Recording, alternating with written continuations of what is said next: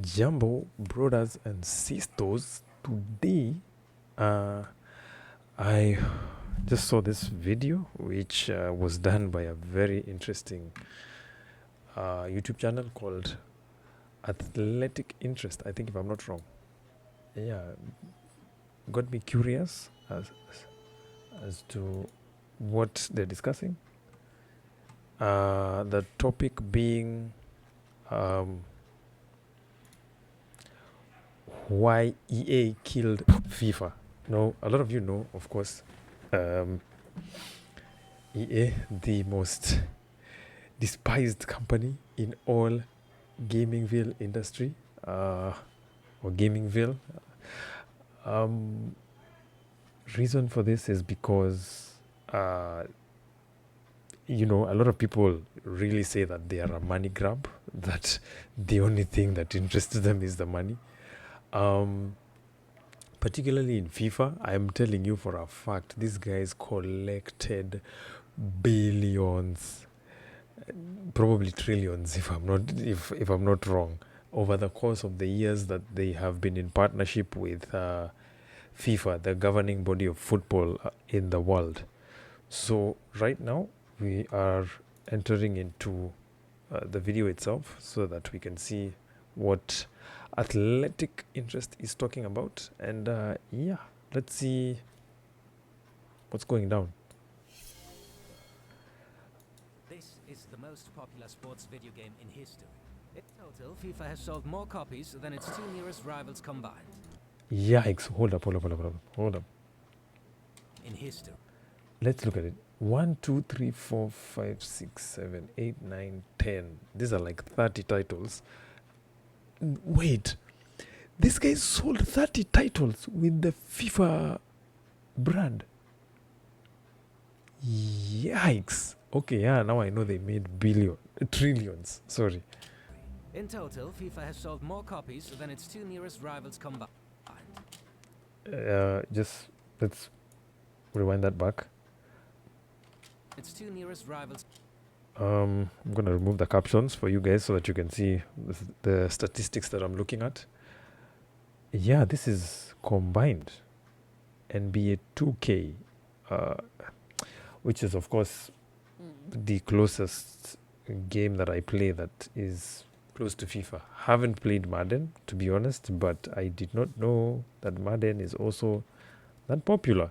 But yeah, but FIFA is huge. It's a global phenomenon, so there's no debating that. But 325 million. You guys. Combined.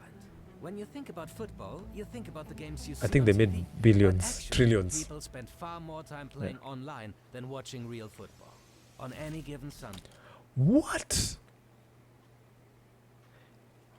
People play more online than they watch the real thing.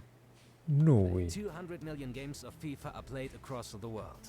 That's a lot of time and means a lot of business, especially for those two. Yes. Electronic Arts, one of the largest video gaming companies in the world, who made approximately $20 billion just with the FIFA game over the last 2 decades. And FIFA, the governing body of football, one of the most powerful sports entities in the world, who made $150 million per year just Who for did that? the namesake of the game. Wait, what happened? Who did that?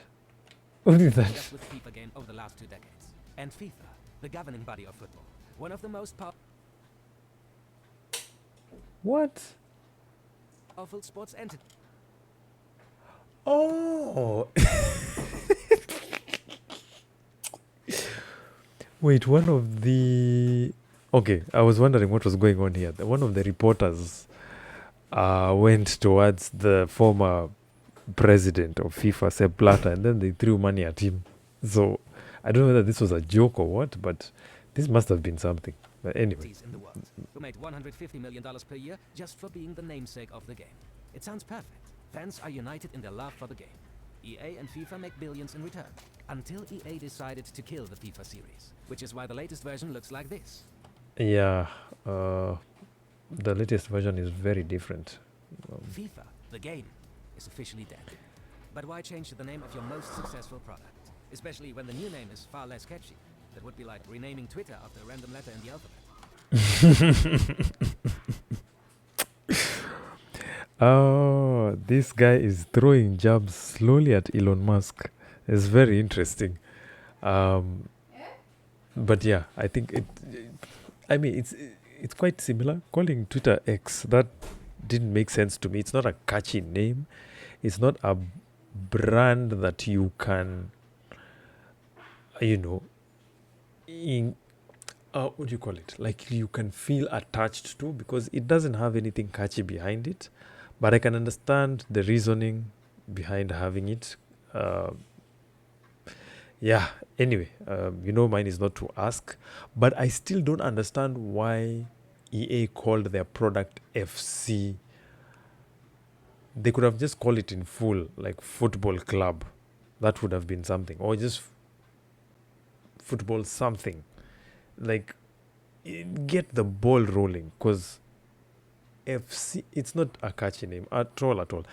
Believe you me, I would even like, I even prefer the name eFootball to FC. Like, they would have done better. In terms of branding, I'd give them a complete rating of on a scale of 1 to 10. I'd calling it FC and give them a 2. I don't know who called it that, but you guys really, like, yeah, you just messed it up. So yeah. Anyway, More importantly, the FIFA name is now up for grabs. There is nothing stopping a rival from snapping up the license and releasing by the way, I was not even surprised as to why, when I heard 2K is the one that is developing the next title of FIFA. There have been rumors, and things like that here and there. The product is not complete, as far as I know, but we know that 2K is the one that is going to carry the franchise next, and we know 2K has done favorably well with the NBA franchise, the official one. So far so good. And it's, of course, the highest selling. You can't compare it with the previous title that EA had done, which is NBA Live. NBA Live was a complete disaster. I will not lie. I mean, it was way too animated, way too animated, and it looked a little bit too cheesy. But when it comes to FIFA, I think it fit best. That animated factor really fit best in football, but in basketball it doesn't. I don't know why, but it just doesn't. Anyway, that's just my 2 cents. around FIFA 24. Guys may have their own. It looks like EA made a horrible mistake. But on closer inspection, it may have pulled off one of the best business decisions in recent history. Welcome to Athletic Interest. This is the story of how EA killed FIFA. The history of EA's FIFA begins with a huge what-if moment. The original name for the game was Team USA Soccer. What? Luckily, EA changed it to FIFA after making a licensing deal with football's governing body in 1993. Team USA Soccer, what? Although the bosses at EA were never fully convinced that football could translate properly into a video game. They gave the project to a small team in London with an equally small budget. The team worked 16-hour shifts to bring the game to life. One developer was hospitalized with exhaustion. His child even called the head of EA to ask if his dad could come home. Yikes. Nothing like modern FIFA. 2D players with no distinguishable features. Fake names, fake stadiums. It did, however, have no competitors, and 4 big letters on the front of the box. Within 4 weeks of its launch, FIFA International Soccer was the best-selling game of the year. The developers argued that this was because the game was unique. FIFA thinks its name gave the game authenticity. No.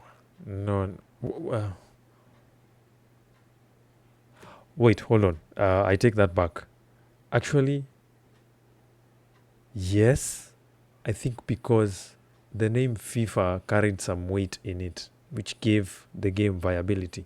So I do understand. Okay, yeah, I actually take that back. Yes, I think the name gave it something. So yeah, the attachment to the FIFA brand just made it huge. An argument that will become relevant later again.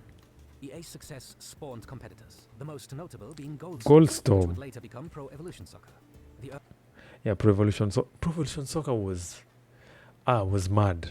It was really mad. Like, those guys did a number, and They really did a very good game. I think as time went, there's a particular point where they lost their way, but you know, they're playing catch up. They are playing catch up, which is good and bad because um, they're doing really well, but they're not supposed to be playing catch up. They're supposed to be um, setting their own identity. So yeah, I think which they did as soon as they rebranded to eFootball. Like, and of course there are um, a few titles of the franchise that made it start getting better. I remember playing. I think it was what was it called? PES 2018. If I'm not 2018. Sorry. There was 2016 to onwards, 2017, 2018. I think I don't know if there's a 2019, but that time they kind of rebranded to eFootball, so it kind of made sense for them. It they started getting a notable what is it called? Notable presence, especially like in the traditional sports gaming market, which makes sense. Yeah. Early 2000s was dominated by an arms race between these two titles. FIFA Yeah. became known for its fun gameplay. Pro Evolution Soccer was more tactical and tough to master. I tell you for a fact. By the way, that is very, very true. FIFA was very animated and like it was more of a fun game to play. But PES at the time, or Pro Evolution Soccer, for those of you who actually remember, was way too tactical. This I don't know if I should attach it to like the Dota of football, but it was that technical. It had layers on layers, which was crazy. But I think only the guys who could manage to play it were the guys whom you could consider masters. And if you find probably someone that plays PES jump into FIFA and also play that as well, like that is a master of sports games, if you know what I mean, particularly football sports games. Yeah, and those were very rare, very, very rare. For many, Pro Evolution Soccer was the better game. In a different world, it would have been the topic of this video, but a fundamental shift happened in the mid-2000s. Yeah, this is the discussion that happens especially in all sports, but particularly like I think even in tech, let's not just call it the gaming world, but also the tech world. If you've looked at the comparisons, there is FIFA versus PES or FC versus eFootball. That's what they're called now. There is League of Legends versus Dota. There is Counter-Strike versus Valorant. There is... I don't know if I should mention this, but Call of Duty versus X-Defiant. But unfortunately, X-Defiant died an unfortunate death. So here we are. So Call of Duty there has no competition at all. And there are few other notable games that they cannot or like they are head to head or neck and neck at each other. So, and that's what makes competition so enjoyable. If they're like two powerful figureheads that are going at it against each other, you'll find there are people who are really passionate to try and defend the brand or the name that they feel an emotional attachment to. So it makes sense. It kind of makes sense. Graphics improved, gamers started to look for the most realistic experience. For football fans, this meant playing with your favorite player in your favorite team in your favorite stadium. While the one game had spent time mastering the game engine, the other had closed licensing deals for every major league, team, and player. This was the sad part. Like, PES was really working on making a very technical game. Very, very technical. And every year they just came up with something that was even far more technical than last year. So which made the game very distant, especially from the community that wanted something very simple. And when EA was doing all these deals, the licensing and all that, it got to a point where not just the licensing, that people could have an emotional attachment to their particular favorite sports teams, but also at the same time the simplicity of the game just made it far much more easier to play the game, and also to to find other people that also have the same love for the game. The market grew, more people started playing FIFA. Even people who had no idea what the game was, like, they could literally understand how to play it. So I can say PES lost that game after that. Like, it was very sad. In one game, you could play with And, Manchester and United, but and very in happy for other it FIFA. was Man Red. These licensing agreements Oh yeah, I've seen my fair share of Manchester United and Man Red. And then of course Manchester City, Man Blue. created a huge competitive advantage for EA. Yeah. Here's why. If you want to create your own football video game, you cannot simply use the logos of the clubs and the names of the players. Yes. They need to give you permission first. And Yes. usually, this permission or license costs a lot of money. A Not lot. only did EA make these agreements with practically every league, club and player, some deals were exclusive. So Pro Evolution Soccer and any other competitor were unable to copy and had to come up with the most ridiculous fake names for their games. Bayern was simply called Rekordmeister, Real Madrid was MD White, and Ajax was Siemenssport, a famous place in Amsterdam.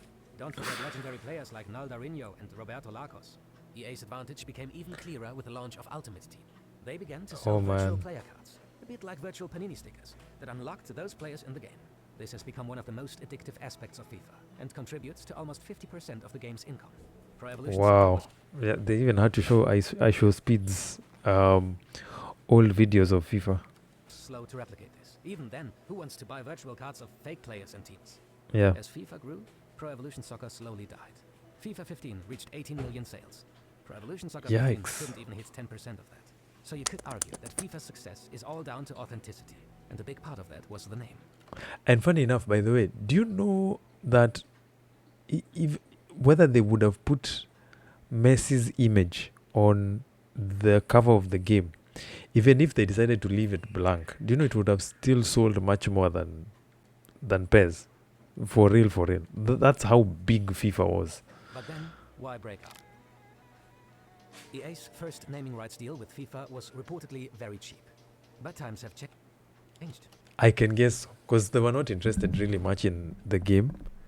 That's why they for them it was chump change. They were like, just sell it at a very mediocre price, and whoever will want it, yeah, it's just marketing, experimental marketing.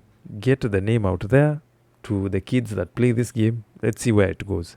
They didn't know that 30 years later this game would be so big that they would need to reclaim the rights of that game back.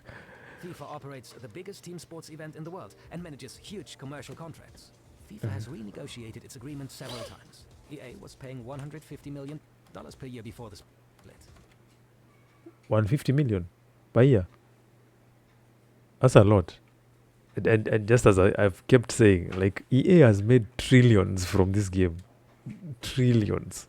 Each time EA paid because it understood the value of those 4 letters on the front. Yes, exactly. And I think that's why I retracted my first statement. For EA, those letters, FIFA being on the cover of the game that they are publishing, like, made them huge. Actually, it made even EA much more visible than you think. Added So, authenticity. yeah. EA has long claimed it wants to put all of football inside the game. Adding the official badge of football is a key component. Yeah. Also important, brand continuity. FIFA was a clear brand name. It is part of gamer vocabulary. Parents knew what to look for in the shops at Christmas. I know, like, every single parent on Christmas was just looking for FIFA.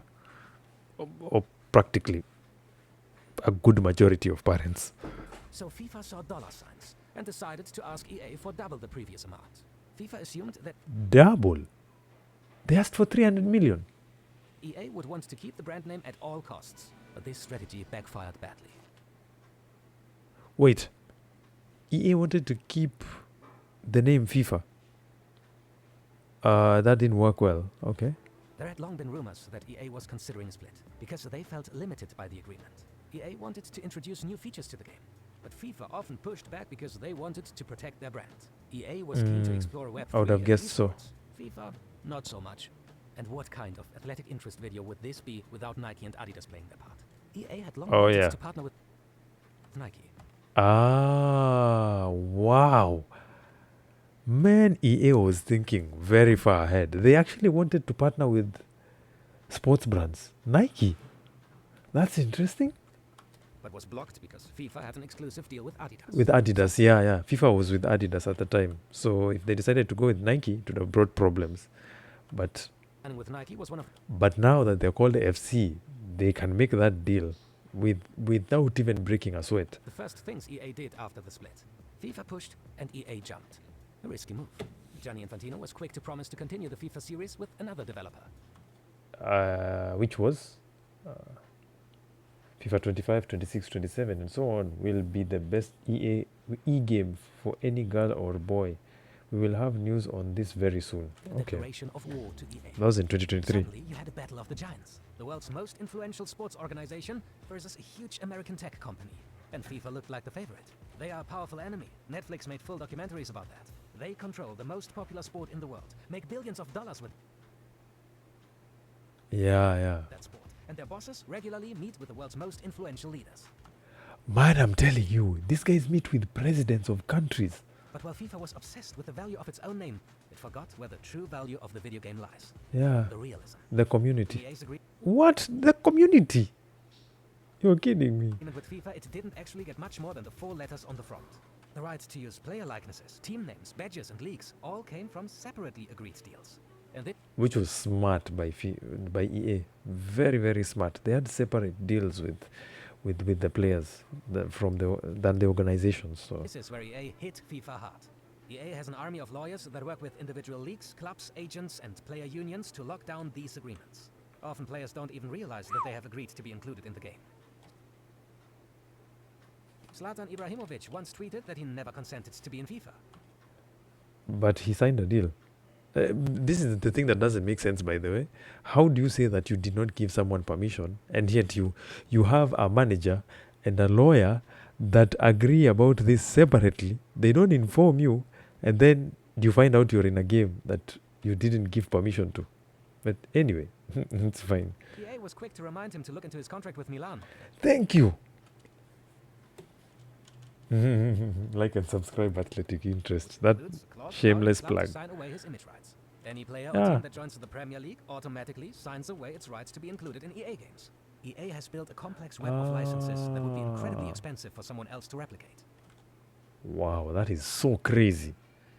Yo, this In some guy's. cases, these agreements are exclusive. Even Mhm. when Pro Evolution Soccer was able to make agreements with the Premier League and the Bundesliga, exclusivity meant that only a few teams from each league were included in the game. The rest were still fakes. That's exactly why EA isn't scared if someone else picks up the FIFA name. Ah. They won't have any licenses for what truly matters. EA's web of licenses also attracts new partners and traps the current ones inside. In economics, this is called the network effect. Network The effect. more users join the same network, the more value the product has for each user, and the less Yeah. sense it makes for a single user to leave the network. Clubs and leagues bundle their gaming rights into one package and sell the entire thing exclusively to EA. This ensures that they get the maximum amount possible. And by now, there is another thing. They also want to ensure that they continue to appear in the EA game because it's the most popular. This guarantees exposure for them and their sponsors to hundreds of millions of people across the globe. Remember, people spend more minutes playing virtual football looking at the virtual kids than they watch the real ones. The real one. EA probably wouldn't have the biggest sports game on the planet without the FIFA name. Without It added FIFA, yeah. authenticity at a time when the game had no fan base. But EA has outgrown FIFA. While EA Sports FC will probably never be as catchy, it doesn't need to be. The licenses are what create the authenticity that fans crave. Players, clubs, and leagues give themselves to EA because they also need the exposure. This Yeah. creates a virtuous cycle where the two sides come to depend on each other for mutual benefit. FIFA may Yeah. have a brand name that it considers to be worth $300 million, but without those licenses, it's worth practically nothing. That's Yeah. probably why Infantino has revised his promise of a FIFA 24 to a FIFA 25. A change of one number, but the sign that FIFA may be regretting its split from EA. So what do you think? FIFA is dead or long live FIFA? Oh man, I don't even know what to tell them. By the way, yeah, you guys have had a look at that. That was not easy, particularly for EA, for FIFA in particular, because they attached themselves to a popular brand up until the value of their product shot very very high, and they decided, you know what, guys, let's jump ship. We have the market that we wanted. Why are we still here? Let's go. And yeah, that is so crazy. So crazy. And I know this sounds more like a business uh, video, but I hope you guys have learned a thing or two, especially about like um, what happened to EA and the relationship between EA and FIFA, how that went down. So yeah, you have it now. Those are my 2 cents. I think it was very smart by EA. And it was also a win for the gaming community as well. As for FIFA, the governing body, we're just going to sit it out and wait until they drop their new video game. And, we will find out when we find out. If anything like that. Yeah. Thank you, guys. Peace out.